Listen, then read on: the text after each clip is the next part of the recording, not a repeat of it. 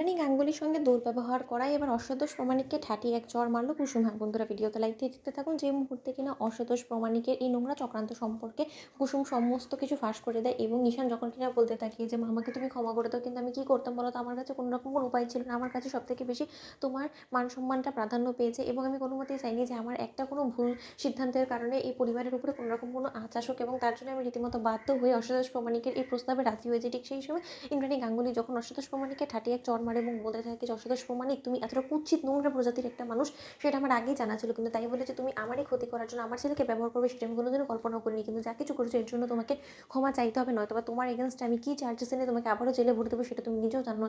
ঠিক সেই সময় অসুতোষ প্রমাণিক যখন বলতে থাকে যে এই ইন্দ্রাণী গাঙ্গুলি, এই তোর স্পর্ধা তো কম না, তুই আমার গায়ে হাত তুলিস, তুই জানিস তুই কার সঙ্গে ভাঙ্গা নিয়েছিস, তুই অথবা এখনও পর্যন্ত অসুতোষ প্রমাণিক কত দূর এগোতে পারে তুই সেটা জানিস না। আমি যদি এখন একবার আমার ফোনে থাকা সমস্ত ভিডিও ফুটেজগুলো পুলিশের কাছে নিয়ে দেখাই না, তাহলে তুই মুখ লুকোনোর জায়গা পাবি না, তুই বরঞ্চ মানে এখান থেকে পালাবি তোর পুরো ফ্যামিলিটাকে নিয়ে। তাতেও তোর বিন্দুমাত্র কোনো কিছুর সমস্যা হচ্ছে না, তুই কি মনে করছিস এত সোজা আমি তোকে ছেড়ে দেবো এবং এই থাপ্পড়ের বদলা তোর কাছ থেকে আমি গুনে গুনে সুদে আসলে নিয়ে নেবো। ঠিক সেই সময় ইন্দ্রাণী গাঙ্গুলি যখন কিনা বলতে থাকে যে আগে সেই সাহসটুকু তো দেখা, তারপর তো। ঠিক সেই সময় ইন্দ্রাণী গাঙ্গুলিকে যখন কিনা অসুতোষ প্রমাণিক বলতে থাকে যে মূলত ইন্দ্রাণী গাঙ্গুলি, তোমার এবং তোমার পরিবারের শেষটা আমার হাতেই লেখা আছে এবং সর্বপ্রথম সেটা শুরু করবো আমি তোমাকে মেরে।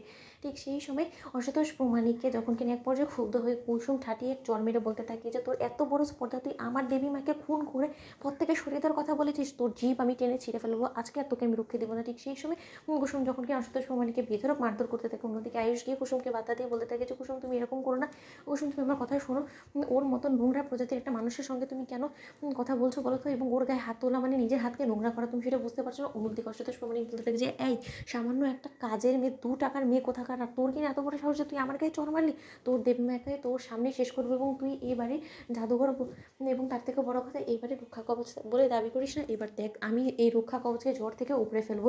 ঠিক সেই সময় কুসুম যখন কিনা বলতে থাকে যে আমার দেবী মায়ের গায়ে হাত তোলার আগে আগে আমার লাশের উপর দিয়ে তোদেরকে যেতে হবে এবং আমিও দেখি যে তুই কতদূর এগোতে পারিস। ঠিক সেই সময় অসুতোষ প্রমাণিক যখন বলতে থাকে ঠিক আছে ইন্দ্রাণী গাঙ্গুলি, তুমি আমার সঙ্গে পাঙ্গা নিলে তো এর পরিণাম ভয়াবহ হবে এবং যেটা তুমি হয়তো কল্পনা করতে পারছো না। আমি যাচ্ছি, কিন্তু তার পরবর্তীতে যে সমস্ত পরিস্থিতির মোকাবেলা তোমাকে করতে হবে, তার পরবর্তীতে কিন্তু তুমি আমার পায়ের কাছে এসে ভিক্ষে চাইলেও কিন্তু আমি তোমাকে সেই ভিক্ষেটা দেবো না, এই কথাটা তুমি মাথায় রেখো। অন্যদিকে ইন্দ্রাণী গাঙ্গুলি বলতে থাকে যে এতটা দূর দিনও ইন্দ্রাণী গাঙ্গুলি চলে আসেনি যে তোর মতন একটা অসুতোষ প্রমাণিকের কাছে ইন্দ্রাণী গাঙ্গুলির ভিক্ষে চাইতে হবে। অন্যদিকে অসুতোষ প্রমাণিক সেখান থেকে চলে যাওয়া মাত্র ঈশানকে যখন কিনা কুসুম বলতে থাকে যে ঈশান সাহেব, আপনি যে কথার উপরে বিশ্বাস করে আপনি এই নোংরা কাজটা করতে চলেছেন, আপনি কি আদৌ জানেন যে ঈশিকা ম্যাডাম আদৌ মৃত কিনা? বলুন তো, আপনি তো তার লাশটা মর্গে গিয়ে দেখে আসেনি তাই না, রাস্তার ধারে দেখেছেন তাই না, সেটা তো নাটকও হতে পারে। তো বন্ধুরা, লাইক এবং শেয়ার করে সাবস্ক্রাইব করতে ভুলো না।